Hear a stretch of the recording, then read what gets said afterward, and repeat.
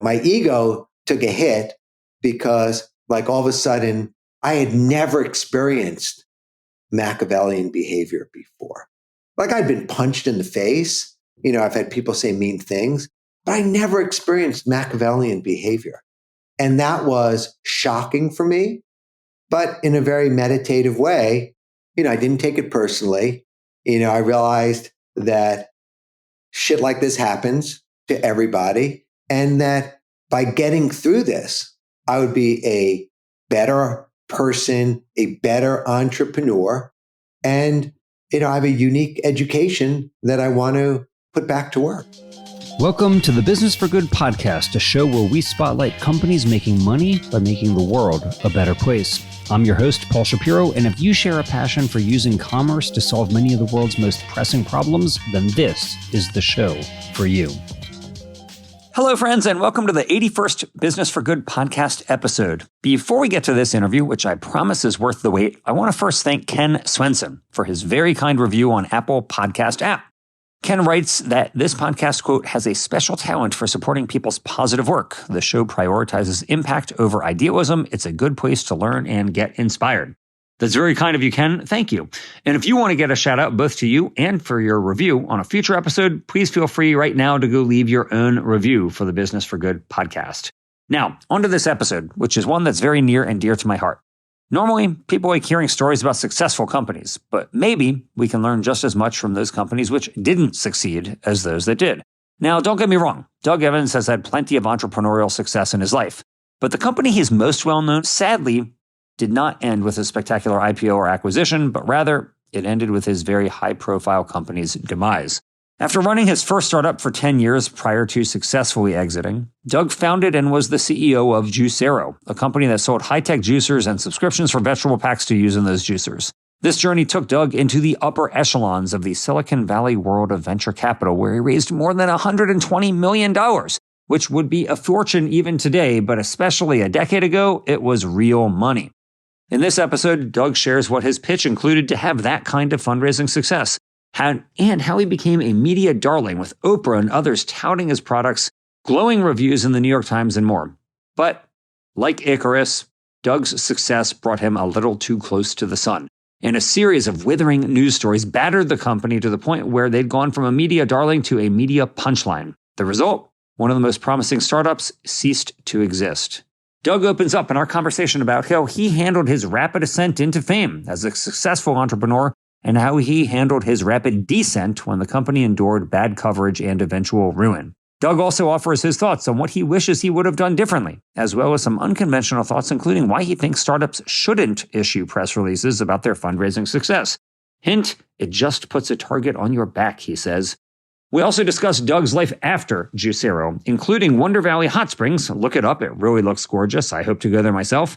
And his now evangelical crusade to get us all eating more sprouts. His new book, appropriately called The Sprout Book, indeed did get me on the sprouts train. And today, because of Doug, I'm growing my own sprouts and enjoying them daily in smoothies. So he's already got me converted.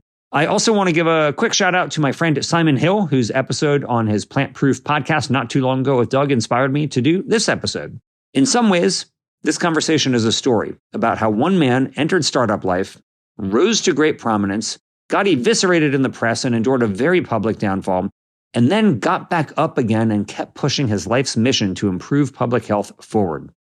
I admire Doug's resilience in the face of such adversity and think that you will be inspired too. You be the judge. Doug, welcome to the Business for Good podcast.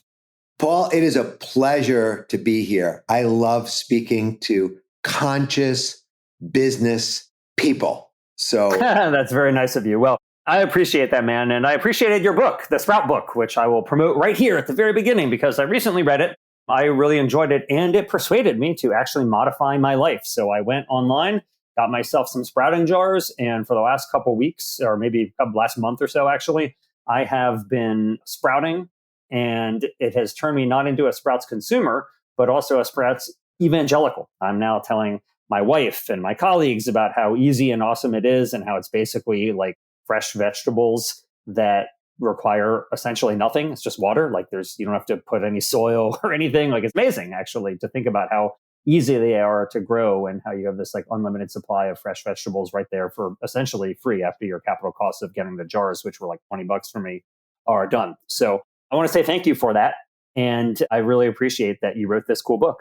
Well, look, I wrote the book because when I began this sprouting journey, and we can get into that, there were so many nuances and I felt lost. And so I bought all the existing books and I felt they were dated and incomplete. So I wanted to write a book to be able to share the knowledge and the enthusiasm and the research that I gathered from being obsessed with sprouts out of necessity. You're doing it, which I love, out of choice, right? Because you live in Sacramento, you have access to all sorts of produce and gardening and farming. I live in the middle of nowhere, right? I'm an hour and a half from Whole Foods. So for me, being in the desert, I live near Joshua Tree at Wonder Valley Hot Springs. This is not only the Mojave Desert, this is a food desert. And for me to eat, right, healthy the way I want to eat, fresh, ripe, raw, organic, living foods, my choice was to develop a complicated greenhouse infrastructure, urban farming for the desert, or sprout. And I took 6 jars in 1 cubic foot, and within a month, most of my calories were coming from my little sprout garden, and just blew my mind. That's really something. Yeah, I'll tell you. So my wife actually gardens about half of our backyard. The other half is devoted for our dog, Eddie. But about half of our backyard is in garden form. And I think like it's a lot of work. I don't do any of it. I watch her and it's just a lot of work. She's got the soil, then she's bringing in like all of her like veganic soil amendments and things like this. Like she's in there and it's money and it's work. And it seems to me it would be hard. She enjoys it. So it's like a hobby. It's recreational. She really likes it. I think it's great, but it doesn't seem economical. Like the produce that we get out of it, which is phenomenal, is got to be outweighed by the dollars, and especially if you count her time as money and what she might be making per hour or otherwise. So, whereas with sprouting, I mean, I spend, I would say, literally less than 60 seconds a day on it.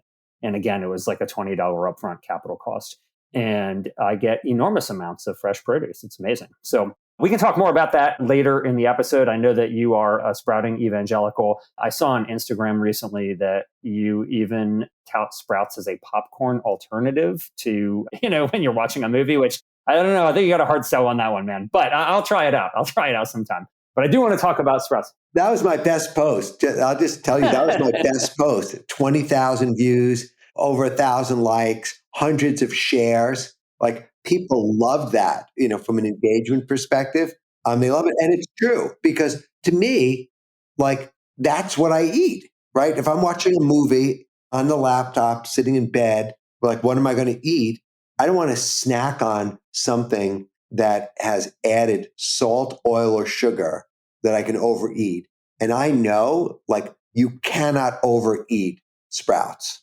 You just can't. The body will just stop you in your tracks. Say, done, no more.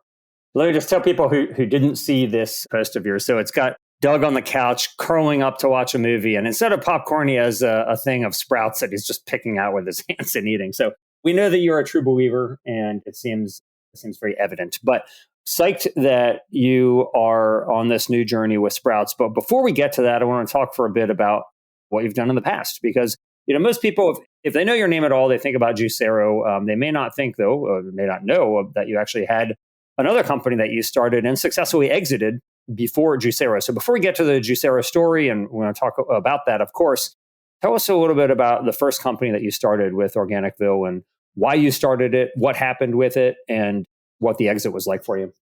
So I grew up eating cooked food, processed food, refined food, meat, dairy, animal products. Like that was my life until I was 33 years old.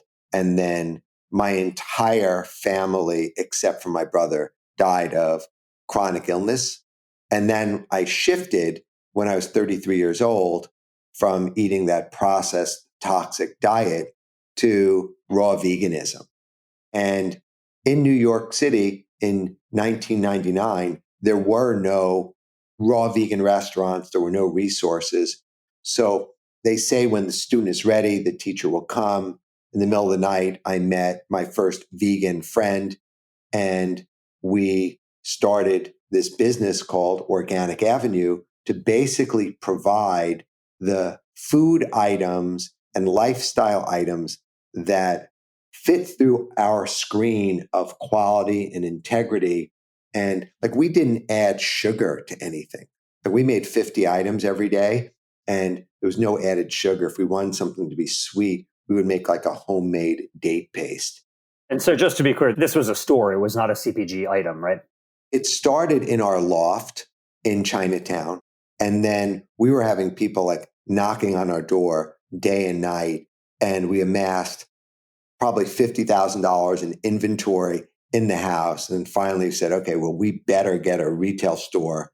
So in the armpit of New York City, the Lower East Side, we got a small 450 square foot retail store, put up our little shingle, Organic Avenue, and we started to sell cold pressed organic juice, salads, entrees, desserts, snacks, making it easy for people to conveniently share what we were experiencing, which was just mind boggling. The idea that you actually could not just live, but thrive on eating raw fruits and vegetables.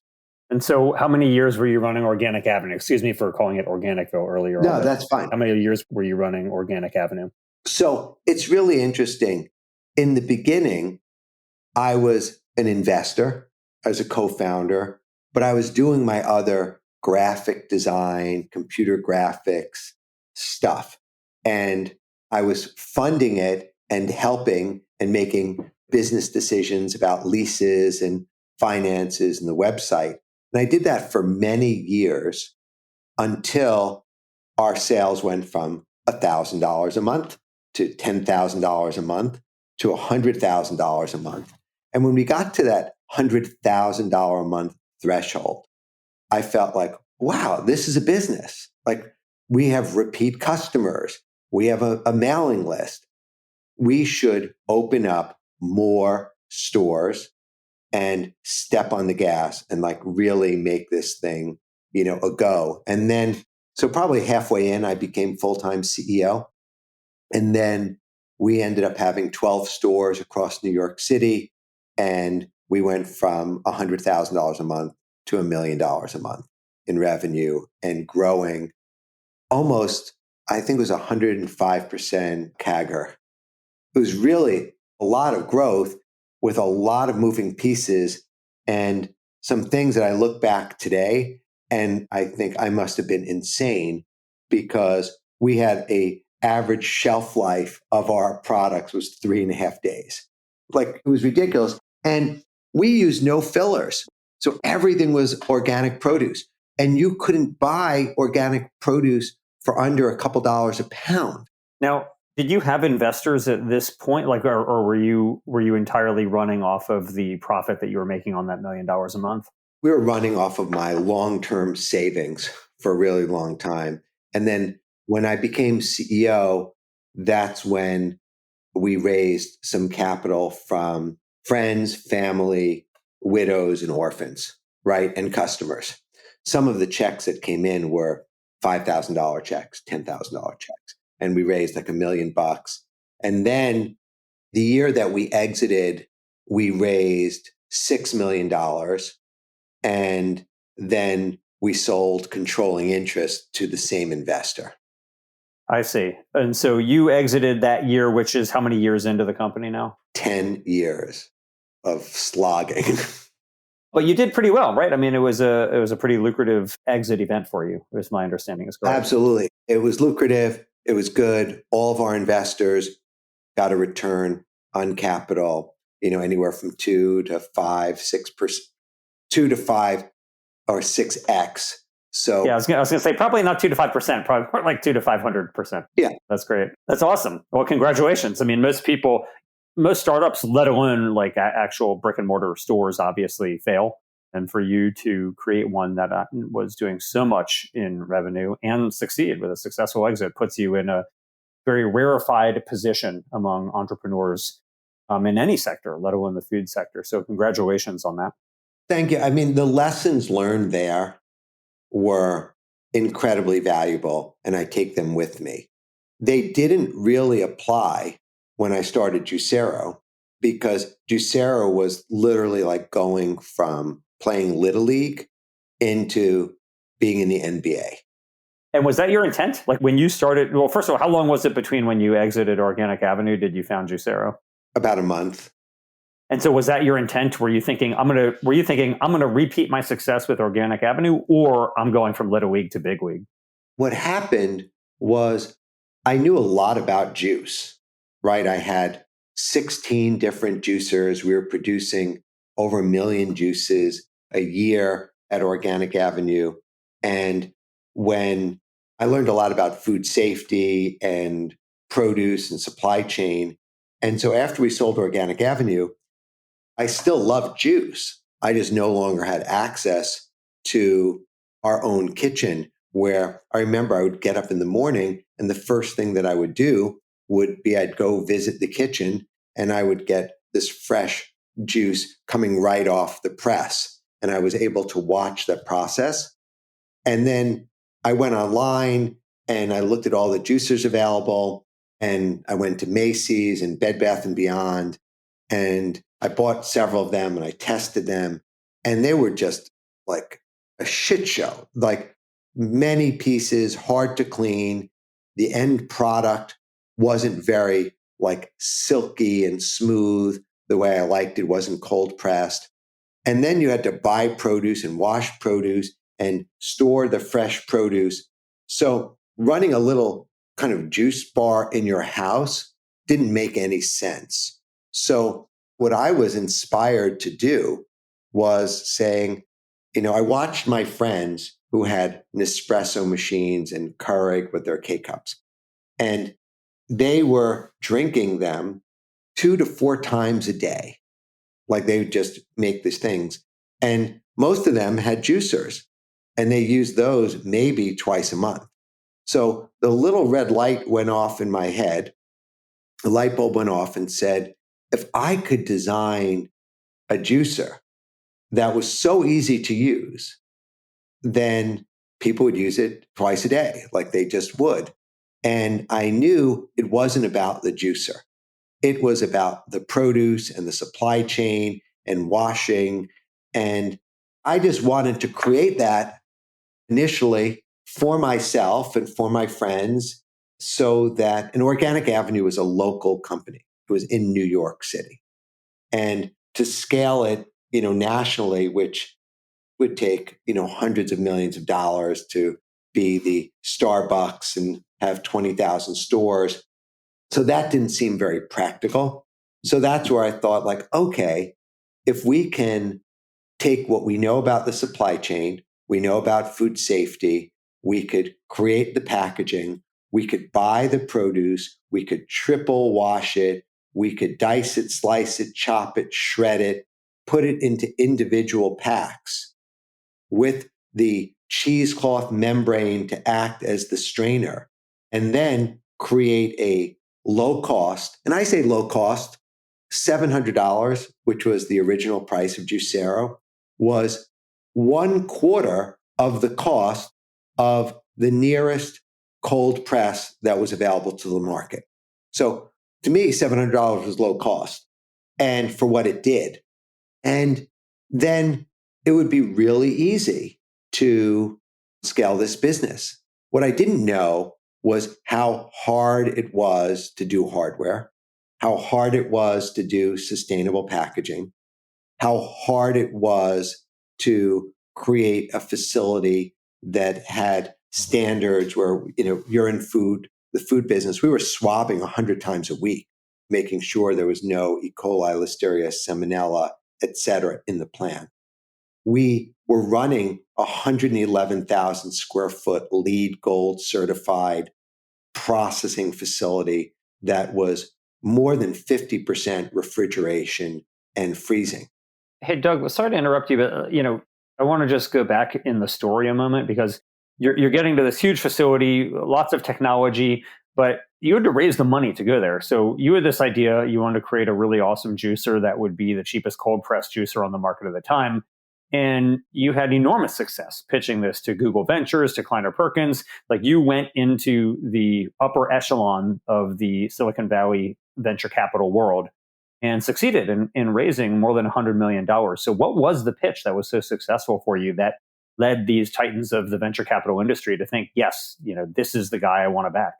Hey, Paul, do you allow profanity on your show?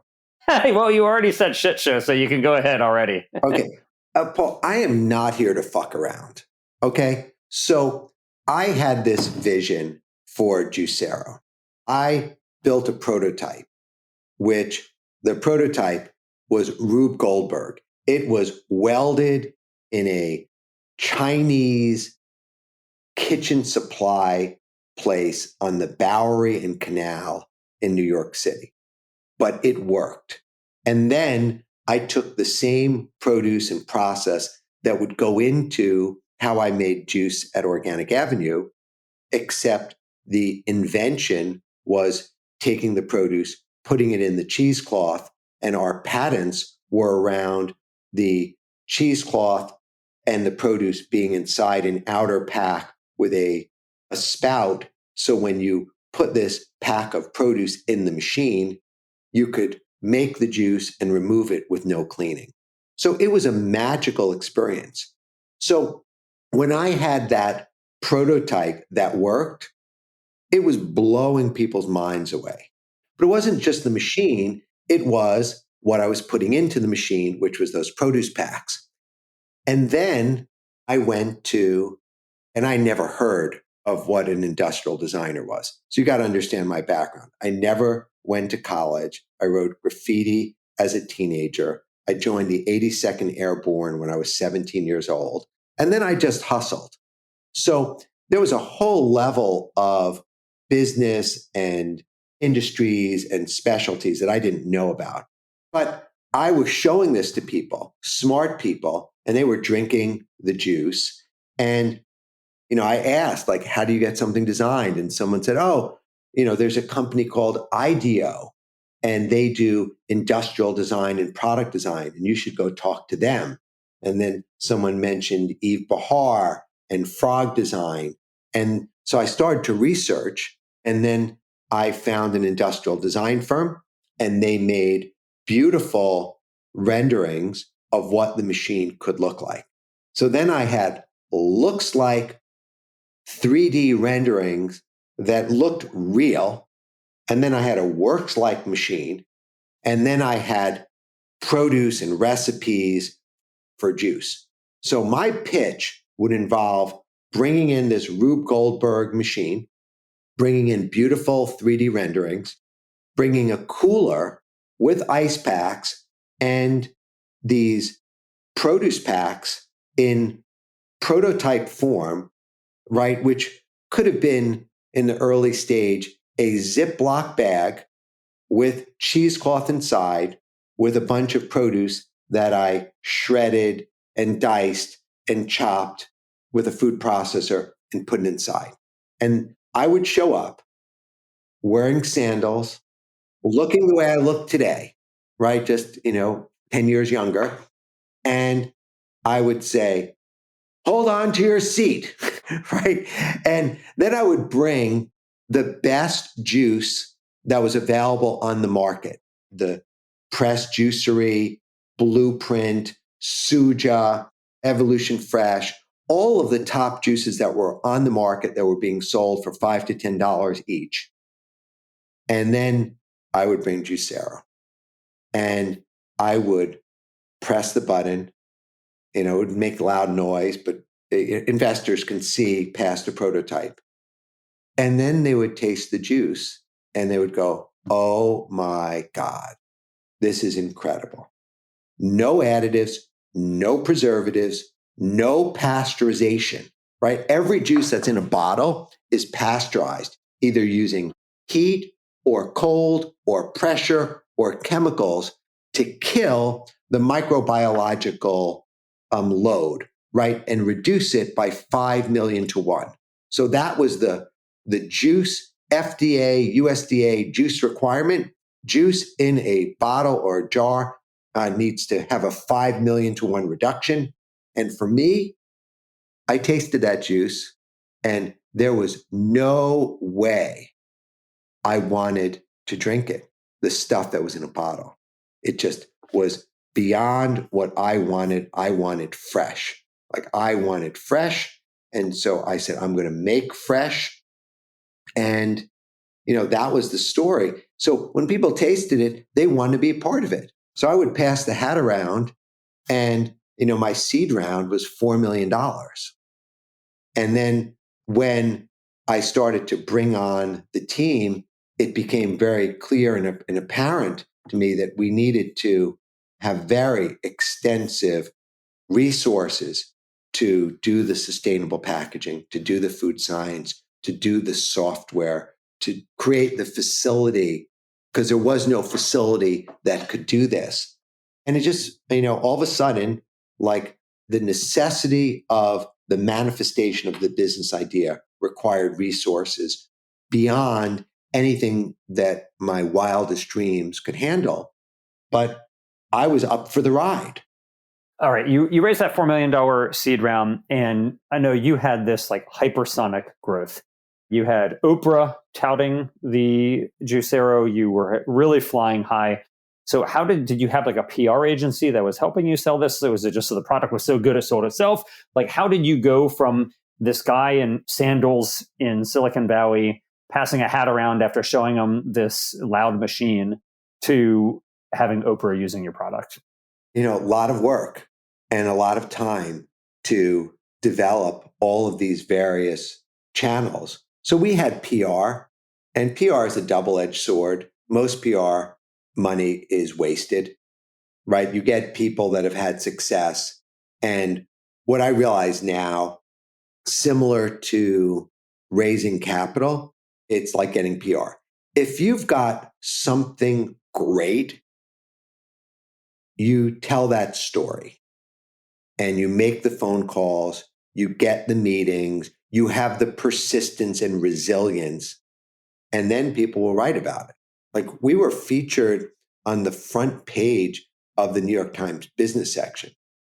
The problem with that, just FYI, is that if someone doesn't resonate with what you're doing, your article could be front and center, and it could be great, it could be neutral, or it could be snarky, or it could be bad, right? It could be a hit job, and you never know.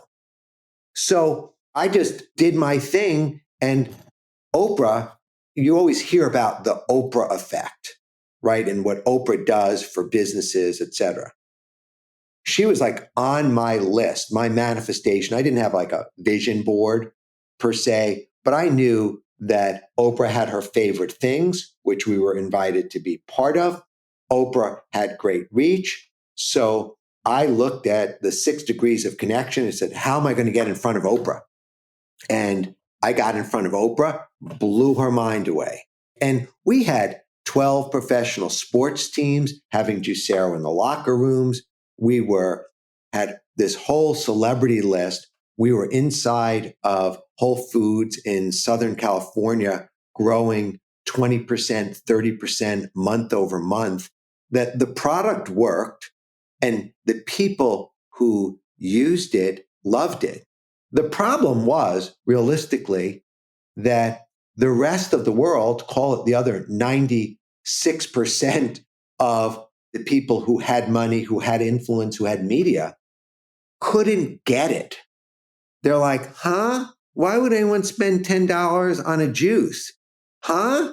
If someone couldn't get that a cold pressed organic juice was worth $10 because there was no fresh, then the Juicero at $7 made no sense. The machine at $700 or $400 made no sense. So the rest of the world is eating cooked food, processed food, refined food, meat, dairy, animal products, smoking cigarettes. Like 2 out of 3 Americans are overweight and obese. So you get this world that like I'm preaching not to the choir. So Oprah loved it because she knew about health and she cared about health. And Gwyneth Paltrow loved it. She put it on the front of Goop and called it the best product of 2016. And it was only January. Like in the first month, she called the year. And so the challenge is the rest of the world and the rest of the country didn't get it. And some people took grave offense at our success and they wanted to take us down. There's no doubt, look, there's a saying that the spouting whale is the one who gets harpooned, or the tallest tree is the one that gets cut down, right? So if you hadn't had this rapid ascent, you wouldn't have people who are saying, hey, let's try to, as you said, bring this guy down. But before we get to that, I do want to ask you, Doug, so, you went from leading a life of, you had financial success, but you weren't exactly a household name by any means, to now being on, the New York Times business front cover, to Gwyneth Paltrow and Oprah. Like, how did this, if it did, change you? And how did you handle this sudden shove into the national spotlight with what you were doing? I could tell you one thing. It didn't change my wardrobe. It didn't change what I ate. It didn't change my car, right? I still have the 2007 Prius that I bought when I was running Organic Avenue to go to the various stores.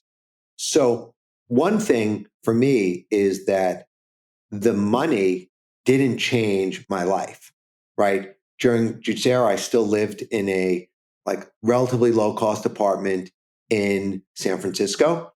And what makes me happy is being in flow and doing things that are contributing to making the world a better place. And that's so trite to say, but what Juicero was about for me was US dietary guidelines recommend 7 to 13 servings of fruits and vegetables every day.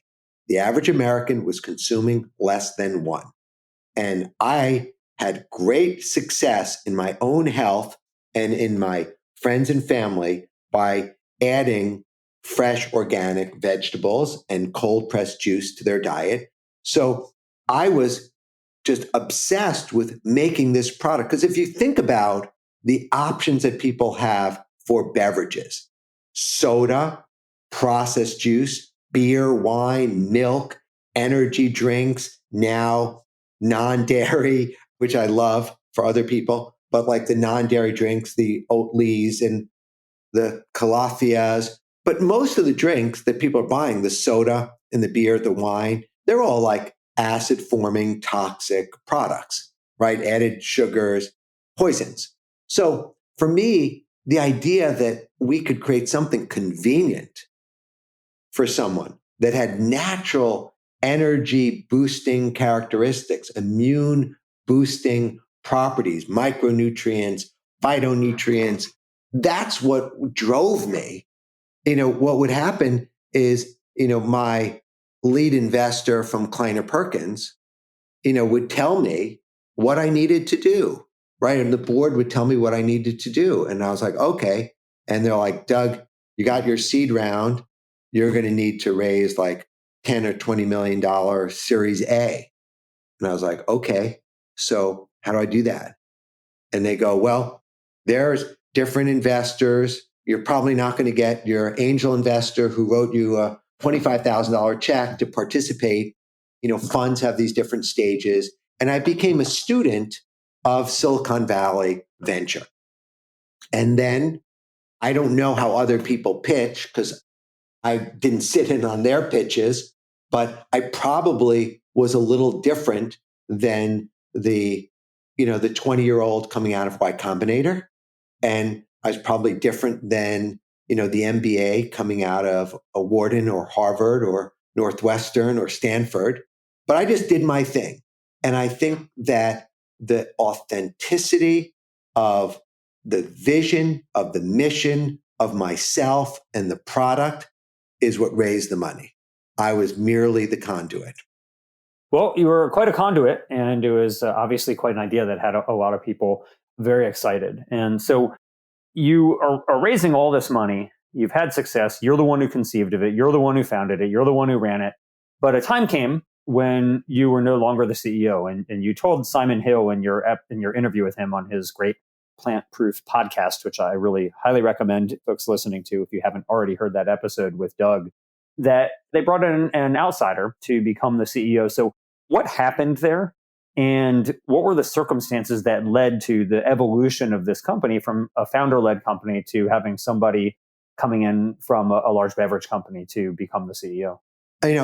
That is a consequence of personal imbalance. I was working too hard, too many days. I wasn't meditating enough.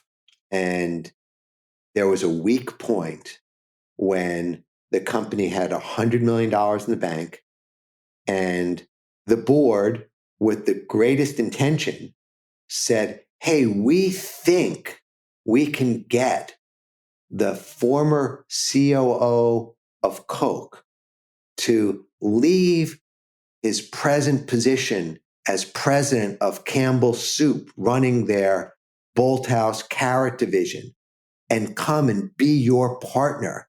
And you can design the trains, you can handle the PR and the marketing, and he'll run it like a business to scale it, like he's running $1 billion business today. And it's really hard. And I looked at it and I had no conflict with my board, pretty much ever. And I hate to think of myself as gullible, but in hindsight, I should have said, oh, that's great. Nice guy, like let him be an advisor, let him be a board member or something. If you think we need more help scaling, let's bring in a COO or various parts. And I just took the bait, and I don't have any regrets because my life is incredible now. But that was not the right move for me or for the company. But I did it. And, once you make a decision like that, there is no turning back. And if there's any founders who are listening to this podcast, when a founder gives up control to a CEO, the world changes for them. Sometimes better, sometimes worse. For me, it didn't work out. And this all predated the Bloomberg assault on the company. Is that right? Yeah, that was probably 6 months before it. So this event happened. So we don't need to relive this, but essentially a Bloomberg journalist went on a crusade against the company, trying to suggest that it was like smoke and mirrors as opposed to a product that people really loved. And I'm wondering what you think would have happened had you still been in the CEO spot. Because tell me if the mythology is wrong, but the mythology is that the Bloomberg article led to the decline in the fall of Juicero. So tell me, do you think that's right? And if it is right, would it have been different if you were still the CEO? Well, I do think so. I think what I would have done with Bloomberg, which I did with, pretty much any press, is I would take them under the kimono and I would share everything that I was doing and that the company was doing. So to me, I did a lot of one-on-one skeptic to believer right in the process. That's where the money came from, taking people who had money and skepticism around investing and exposing them to my vision, my energy, our product, and the market, and tell them the whole story. And I was extremely successful in doing that. And here you get someone who had a different view of the world, didn't live the lifestyle, couldn't articulate the vision well, and didn't want to take them under the kimono. So as opposed to having, I look at the New York Times article and I say it was snarky, but it wasn't bad. And we showed everyone everything. And I took what could have been bad and made it neutral. And in the case of Bloomberg, it went from neutral to terrible. And so I think my gravitas, my knowledge, my passion, my intention, what Bloomberg got wrong was that we're a company that wanted to make it easier for people to live healthy lifestyles.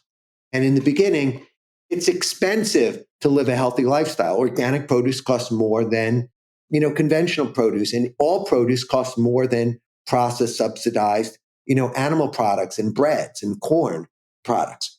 And so we just wanted to do that. And there was a reason, like every decision that we made about the cost of the machine, like when they would say the machine costs $700, now it costs $400, that's a lot of money. Well, we were not making any money on the machine. We were selling the machines at cost, but that's what it costs to make that level of precise engineering. There are some people out there that would, mock, Wi-Fi connected juicer. Well, now everything is connected. In 2013, when I made that decision almost 10 years ago, the reason I did that was for food safety and food quality. Because if someone were to take a normal product that says used by date January 1, and they were to drink it, eat it or drink it on January 15th or January 30th, it doesn't matter. May not taste as good. We were dealing with fresh, raw produce. And in 1997, Adwala had raw juice, and people drank that raw juice that had E. coli 0157H7, and they died. So for me, if there was anything that would have killed Juicero, it wasn't going to be some snarky journalist at Bloomberg.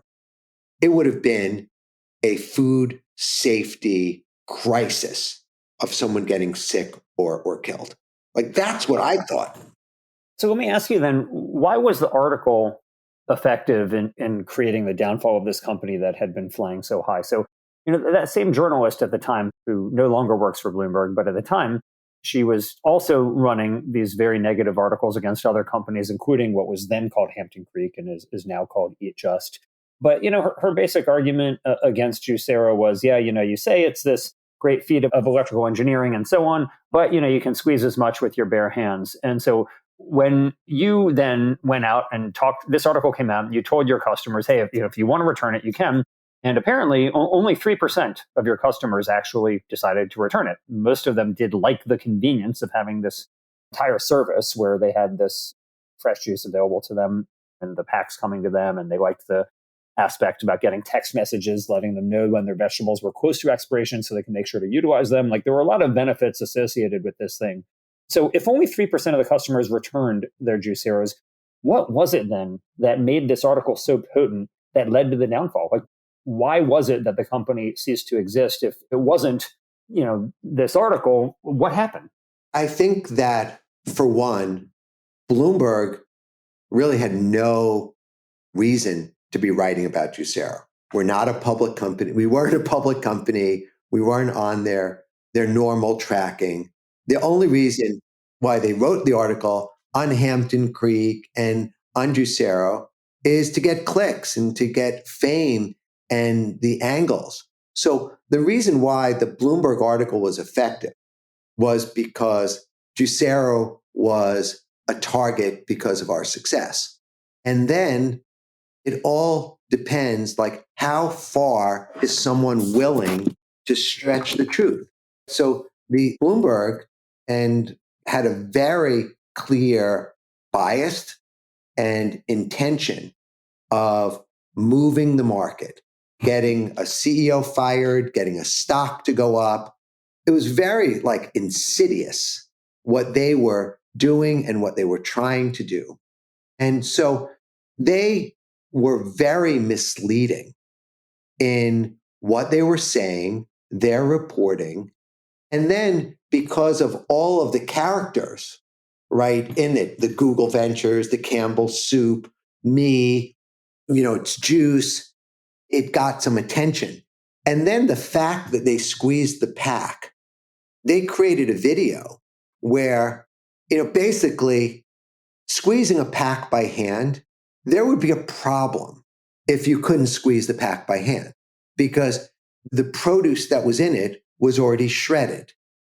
scientifically documented there was no more than 20% of free liquid, AKA juice, in the pack that was the byproduct of the cutting and shredding, and 80% was just chunks of produce. Imagine, Paul, if you were to take bubble wrap, that comes with little electronics, you could pop each one, pop, pop, pop like a kid.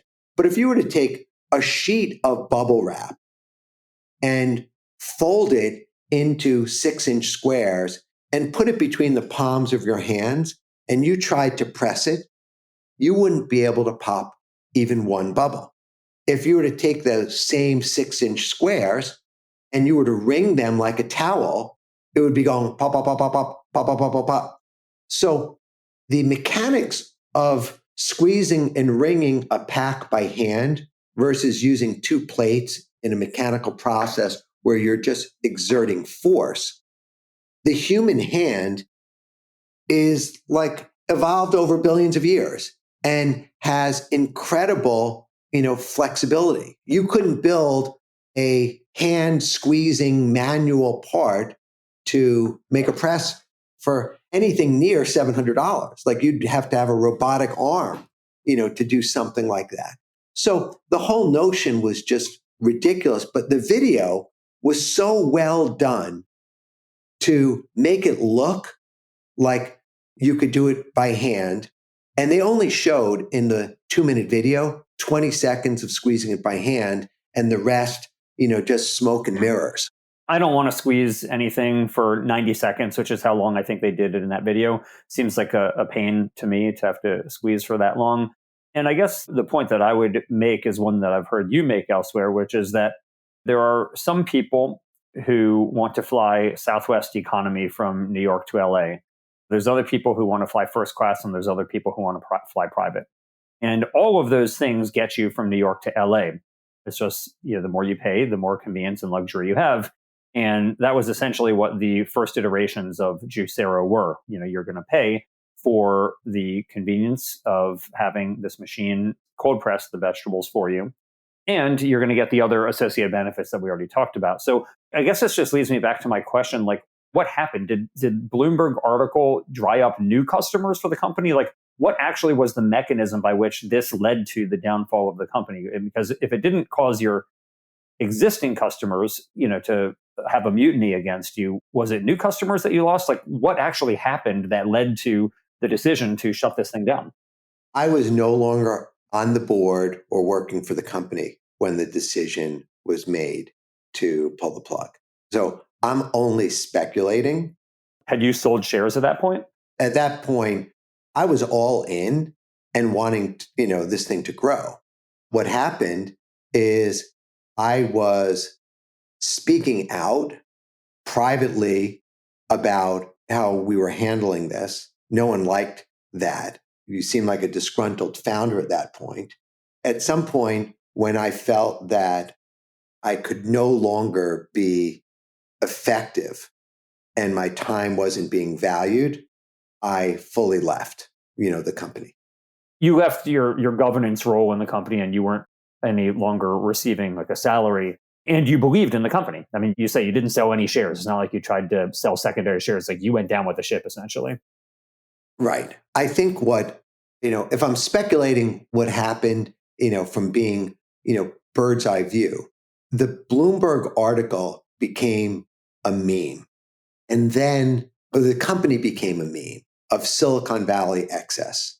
And it became an easy target because no one was defending it, right? No one was defending it. It was just like a punching bag where people were dumping on it. Where for me, I would say I would have accused Bloomberg of libel. And the Bloomberg article said, Juicero feeling the squeeze, investors unhappy. And their like smoking gun comment came from an anonymous investor, right? And since when do investors hide behind the cloak of anonymity? And what Bloomberg did was they went to the investor, and they went to many of investors, if not all of our investors that would speak to them, and said, hey, you know what? Juicero's a fraud. Doug's a charlatan. Did you know you could squeeze the pack by hand? We're writing this expose, etc. And they got one dumb, naive, inexperienced person to speak to them. And the quote that they got was, if I knew that Doug was hawking bags of juice, we never would have met with him. And then Bloomberg writes the headline, Juicero feeling the squeeze, investors unhappy. Such garbage. I will say, Doug, I reread the article recently while preparing for this, and there was a follow-up, though, where the investor additionally said, I think the company is going to do well, and I'm backing them. So it wasn't even all negative. There was a negative comment in there, but it wasn't from an investor who was trying to jump ship. I mean, the whole point is they conned and misled an investor. And they don't need, this isn't a trial. There's no judge and jury. This is bullshit media, right? In this case, the journalist is the judge and the jury. Well, the journalist and whoever their editor is are the judge and the jury here. And the prosecutor. Right. They get to do it all with no transparency, in context, out of context, et cetera. So what happened is then there were articles, in hundreds of other publications, and no one had the truth. No one had the truth. I wanted to have a attorney contact Bloomberg and put a inquiry to hold all of the data that was used for the testing, the interviews, the part, to see how far they stretched the truth in order to create their narrative, et cetera. Because I don't think it was honest. But what happened is once that article came out, and then there were hundreds of other articles, we went from being the darling to a joke. It was just a joke. And then no one wants to fund a joke. It was mainly the impact on the investment community then that you think the article was, or that it created that cascade effect. 100%. So how did you handle that, Doug? On a personal level, you went from being a media darling to, in your words, being a joke. You've commented elsewhere, you felt like you were getting eviscerated in the media.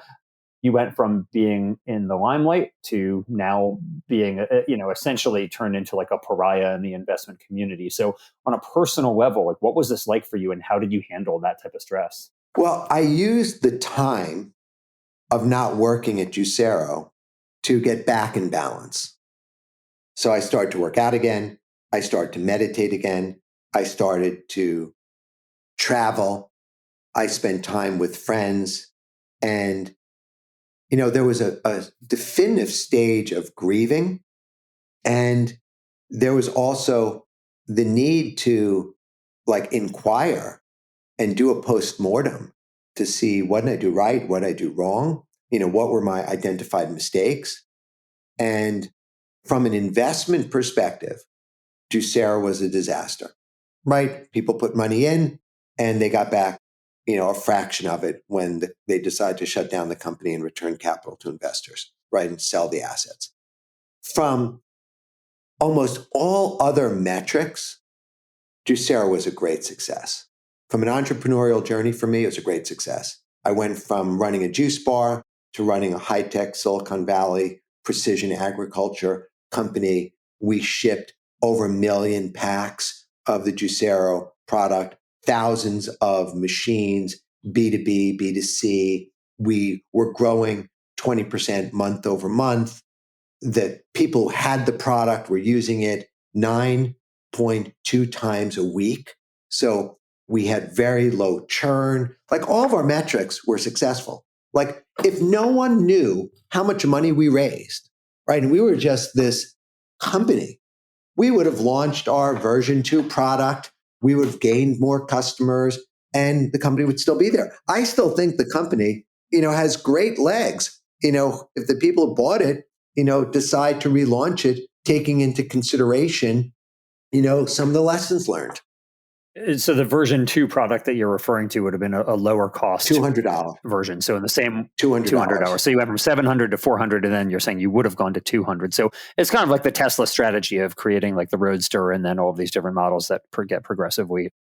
Oh, God forbid. Wait, Paul, do not do any comparison, because when I said we were like following the Tesla strategy. The headline was, Doug compares himself to Elon Musk. Well, okay. I will not compare you to Elon Musk, but you were engaged in a strategy where you were creating a high-end product going to a low end. So, look, Paul, when I worked for Best Buy, right along the way, and I was doing some consulting work for Best Buy, back in the early 2000s on the marketing side, a 40-inch flat screen plasma TV was $35,000. Today, you could buy a 40-inch flat screen LCD TV today in Target for $149. I was actually looking at something that Tim Urban tweeted recently where he showed a 1991 Radio Shack ad. There were 15 different pieces of equipment, like a calculator and a tape recorder and a computer and all these things. There was 15 different things that they were advertising in this 1991 Radio Shack ad. And, all of them were, somewhere between $50 to several $100s. And now every single thing, all 15 of the items in that ad from 1991 are in your pocket, all of them. And it's incredible to see just the pace of progress that technological advancements have brought to bringing down the cost of these various technologies. But I want to ask you, you mentioned a moment ago, if the people who own it, they want to resurrect it and try and learn from some of the mistakes, what are the mistakes that you think, like if you had to go back and do the Juicero experience over, what are those lessons learned that you're referring to that you think would be beneficial to those who are trying to replicate the company again? I think for one, avoid the media, right? Just avoid the media because it didn't really help. It hurt more than it helped. I think. Really? So you think like Oprah, Gwyneth Paltrow, they hurt more than helped? I think that there was enough word of mouth and enough community of people who were buying it that the company could have been successful in grassroots. Like we started in San Francisco and LA, and then we added 13 other states, and then we were moving to go national on the product. And, people, the net promoter score, and I don't remember exactly what it is, was really high. Like people who had it loved it and shared it. And today, I've got a much bigger following at Doug Evans on Instagram than I did when I was running Juicero. So I had no connection with our customers there. We weren't using social. We were kind of following this strategy and protocol of Silicon Valley, big tech. And the reality was we had no business in that category. Like we should have been promoting and using the information along consumer products that could scale. So one of your lessons learned then, you would say, embrace more social media, direct contact with potential customers rather than going through the more mainstream media. I presume another one of your lessons is that you would not have relinquished the CEO spot. Are there other lessons that you think would be valuable for people who may be starting their own companies in this space, or even if any of the people who are involved with Juicero are listening and thinking that they might want to resurrect this thing? Like, are there any other things that you would offer given your hindsight? I think that starting with the manufacturing plant, we had a pilot plant that was 10,000 square feet, and we jumped from 10,000 square feet to 111,000 square feet. And the main reason we did that was it's really hard to move a plant and move equipment and downtime, et cetera. And that was way too big of a jump. So we moved out of the 10,000 square foot plant before we needed to. And we moved into a plant that was way too big.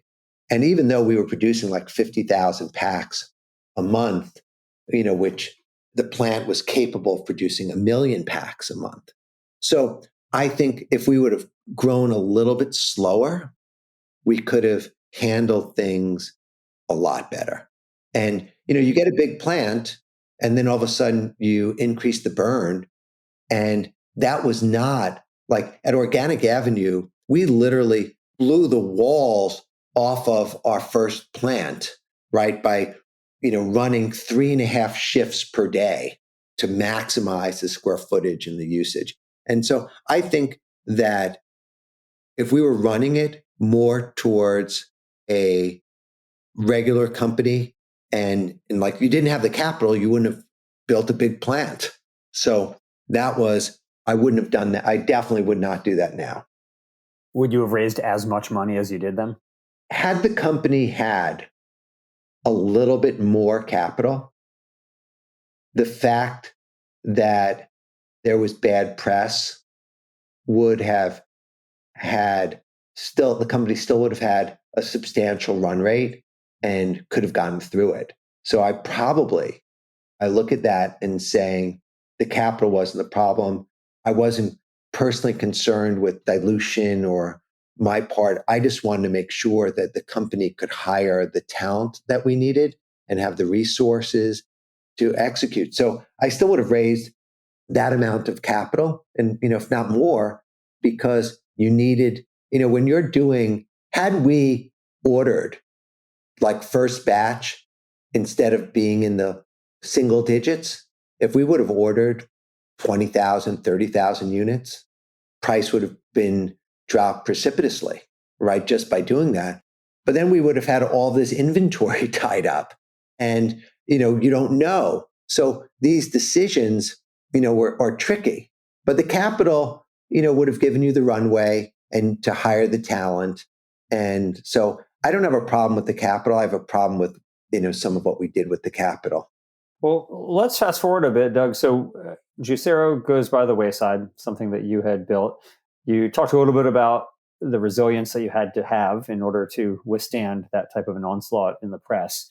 But fast forward to today, because you now are the former CEO of Juicero, but there is life after that downfall. So you had a very successful exit with Organic Avenue. You had an unsuccessful ending to Juicero, but that's not the final chapter for you. So what have you been doing since, and what are you doing now? So after Juicero, I decided to take some time and move to the desert. And in the course of the desert, being here, I love hot springs. I love raw food.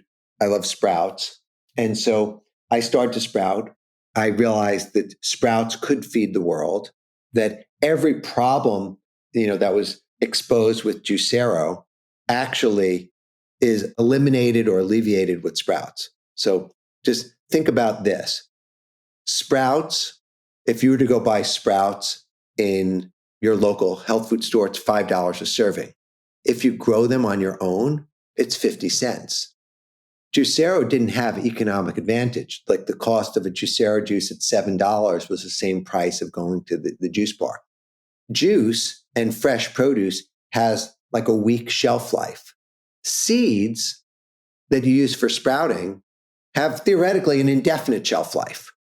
Not only that, but Doug, I got to just challenge you. I haven't done the economics, but I doubt that I'm paying 50 cents a serving. I can't imagine it, because I bought this pack of seeds for very little money and it's producing a huge amount. Like per serving, it's got to be less than 50 cents, I think. It depends on the varietal. Like certain seeds are more money. Broccoli seeds are more money than mung bean seeds or lentil seeds or garbanzo seeds. So there's a nuance, but the insight that I had, where originally I was growing alfalfa and mung bean, and now I grow alfalfa, azuki, arugula, radish, clover, broccoli, chia, flax, all sorts of lentils, all sorts of peas, hemp. Like it's extraordinary, the variety. And the insight that I had was every benefit of the whole food plant-based diet can be achieved by eating sprouts. That sprouts on a macro level aren't this garnish, aren't these seeds, but sprouts are in fact vegetables. And every single sprout contains every single amino acid for protein. They contain them in various levels, and they contain antioxidants, prebiotics, probiotics, bioflavonoids. Like sprouts are incredible from a nutrition perspective, and that I don't know if you agree with this, but I really feel strongly that you're better off getting your nutrition from whole food plants than from vitamins and supplements. So that the idea that if you need more folate or more protein or more vitamin B6, or you can actually get those from eating sprouts, very powerful. And then the third part, which is the most mind boggling part, sprouts are medicine. They are absolute medicine. And there's more than 2,500 peer reviewed published papers on broccoli sprouts alone and sulforaphane and the impact that sulforaphane can have on killing cancer cells, on creating heat shock protein to reduce the symptoms of autism, how they open up the NRF2 pathways for strengthening the immune system and the ability to block viruses, that sprouts. I don't know if you know my friends Robbie and Cyrus from Mastering Diabetes, but they have articulated very clearly that sprouts are the number one food for someone with type 1, type 1.5, type 2 diabetes because they are low sugar. So juice was high sugar. Sprouts are low sugar, high fiber, high protein. So sprouts are like the perfect food, and they can be grown without soil, without sunshine, without fertilizer, without pesticides, that you could just take water, a jar, some seeds, and grow them. So my whole life right now is about sharing the message of sprouts. So I wrote the Sprout book. The Sprout book is now in its eighth printing, and I launched during COVID, which was a double-edged sword. One, I couldn't do one book signing, so everything on my tour got canceled. But Sprouts really resonated with people who are staying at home, who need to eat, who want to be healthy. So, the whole industry, since my book came out and the communication, has just grown exponentially. So what I'm working on is just everything to make it easier for people to grow sprouts. I'm working with UC Santa Cruz on safety and science and biology and fungal, working with Dr. Jed Fahey from Johns Hopkins University, who wrote the original pioneering broccoli sprout sulforaphane papers. I've got a fire in my belly. And if anyone wants to come under the kimono, I'm happy to share a little bit more privately. But right now, like, the journey of being knocked off of the pedestal is, to me, like I wasn't on a pedestal. Like my life really didn't change. The difference of what I was doing at Organic Avenue versus Juicero, I was working every day. And my ego took a hit because, like, all of a sudden, I had never experienced Machiavellian behavior before. Like, I'd been punched in the face. I've had people say mean things, but I never experienced Machiavellian behavior. And that was shocking for me, but in a very meditative way. I didn't take it personally. I realized that shit like this happens to everybody, and that by getting through this, I would be a better person, a better entrepreneur. And, I have a unique education that I want to put back to work. That's really great. I admire your tenacity and your resilience in the face of so much adversity. So let me ask you, you're talking about being a better entrepreneur. So you hinted that maybe if somebody wants to learn more, they can come under the kimono and see. But so is there a third act in Doug Evans' entrepreneurial journey? Paul, there was already a third act. And turns out my discovery of Wonder Valley Hot Springs turned into an incredible success already. So in the 4 years since I moved here, we have hundreds of acres with hot springs. We have 12 houses, and it's unbelievable. And the business is pretty much running itself. That's a really good thing. So that was a little bit of the next act. But with Sprouts, I see enormous potential to make it easier for people. And I'm a product guy. In my core, I'm a product guy. So I like to build products, and I'm in it, right? I wrote the book to publish my research. And now I love tinkering. I've got a lab, I've got great people around, and, we're looking, how do you make it easier? How do you make it better? And get into the nuance. Like today, when I say alfalfa seeds or mung beans, right? People think of a single sprout. There's hundreds of varieties of every type of vegetable. Just like, I grew up on red delicious apples, and I go into Whole Foods today and I see 20 different types of apples. So the idea of kind of going deeper into the most nutritious food on the planet and making it mainstream. And look, the communication level going on the Rich Roll podcast and the Simon Hill podcast, and the Joe DeSena podcast. Like I went on Marianne Williamson's podcast, and most of your readers, listeners may not know Marianne Williamson, but she ran for president against Trump and a spiritual leader. And her first podcast after she withdrew from the election was with me to talk about food equality and food justice, because she sees sprouts as a means of helping to nourish people in challenged, lower income food deserts where now they could grow. Did you see the John Lewis movie, They're Trying to Kill Us? I did. So sprouts are the remedy for that. Like I want to go hang out in Ferguson with John Lewis and, get that community sprouting. That's on my agenda. All right. Very cool. So, Doug, let me ask you, you've had quite a wild ride of highs and lows that few people will ever experience, those highs or those lows, I think, that you have experienced. So it's been quite a wild ride. But let me ask you, are there any resources for entrepreneurs or want to be entrepreneurs out there that you would recommend that you think were useful for you in your own journey here? I would say the most valuable resource that an entrepreneur can do at any stage in their business, take 10 days and go do a Vipassana meditation. It's religious sect, non-denominational, and it's 10 days, no reading, writing, speaking, eye contact, or technology. So you check your phone in at the door, and for 10 days, you meditate and you learn. The basic thing is to observe your cravings, to observe what you're clinging to, and to observe what you have aversions to. And you find that in your body. And I've done that twice. And the goal isn't to get into this state of bliss or nirvana, but it's to be able to be in a state of equanimity so that you can respond to various situations in a thoughtful, practical, pragmatic way, not react impulsively.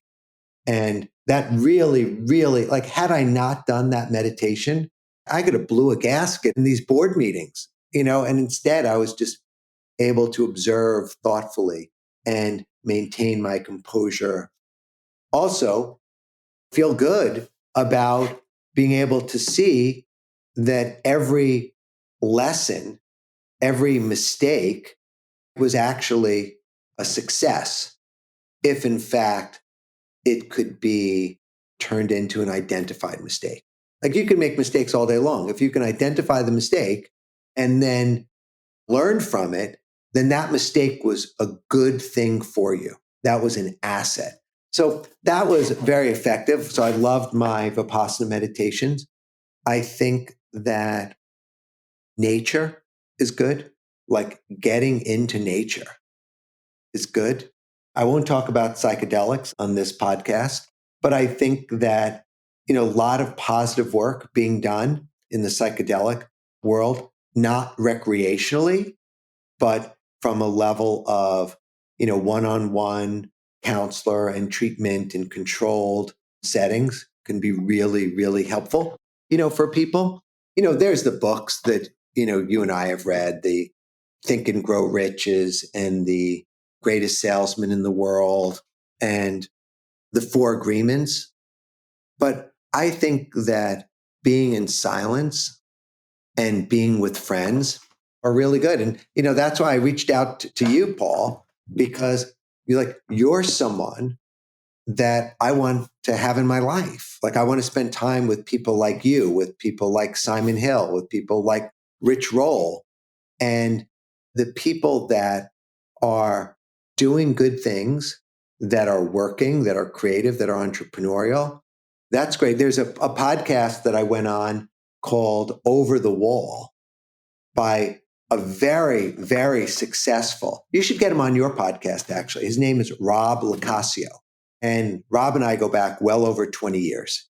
He had the last IPO before the market collapsed in like 2000. And he created internet web chat. And when I met Rob before the IPO, he was just, slugging away. Then the stock was like at $6 a share. And then it went as low as 7 cents a share. And today, I don't know what it is. Today, it's probably $50, $60, $4 billion market cap. And Rob is like the second longest running founder CEO of a publicly traded company in America. Rob knows my tenacity, and that's what we spoke about. But because that's a reflection of who he is. Like, to go from 7 cents a share, where you could buy the company for a $2 million market cap, and today has a $4 billion market cap. So things like that. But I think that, your podcast, like every episode is just incredible. Like, Paul, you are the resource that I would recommend to, not just to your listeners, because that's preaching to the choir, but to other people. Like, I'm excited to share more about what you're doing, because you're grounded and your head is screwed on correct. Well, I really appreciate that, Doug. And more importantly, I appreciate everything you've done. As I mentioned, few people have the highs that you've had and few people have the lows that you've had. And again, I admire the resilience and the tenacity that you have shown through both of those. And I think it's a good lesson that anybody can learn, whether you want to start your own company or whether just in life in general. So I really appreciate that. And I, for one, am somebody who is very much looking forward to seeing what you do next. I know you've become quite an evangelical for Sprouts. You've converted me, that's for sure. I did Sprout about maybe 15, 20 years ago or so, but I don't remember why I stopped. But I am back into it now. You've persuaded me that Sprouts are very healthy, but most importantly for me is they are so time non-consuming and they take up so little space and so few inputs to make these fresh vegetables in your kitchen that I'm in on your Sprouts journey here with you too, man. And I appreciate all that you've done, all that you're doing. And I look forward to continuing the conversation. And maybe we'll be chatting again about a potential future business relating to Sprouts. So we'll see. Terrific. And Paul, I will say the last thought that comes to mind is that a coach is a really good thing. A board or a forum is a really good thing. I just had a friend go through Sivan B, her mastermind, just like 10, 12 people get together, and her Instagram, just full disclosure, I'm married to her, but her Instagram is just SIVANB. And her work is getting people to shift from scarcity to abundance. And like, imagine being able to make decisions from an abundance consciousness as opposed to a scarcity consciousness. And so that's the consciousness that I'm in right now, and being abundant and doing my thing. Well, I appreciate that. And one more thing that you and I have in common is we're both married to people who are an inspiration to us. So I appreciate that very much, Doug. And thanks again. And I will be rooting for your continued success in whether it's the fourth or the fifth act or whatever it's going to be. Thank you so much, Paul. You're an incredible human being, and I'm grateful to have you in my life. Thanks for listening. We hope you found use in this episode. If so, don't keep it to yourself. Please leave us a 5-star rating on iTunes or wherever you get your podcast. And as always, we hope you will be in the business of doing good.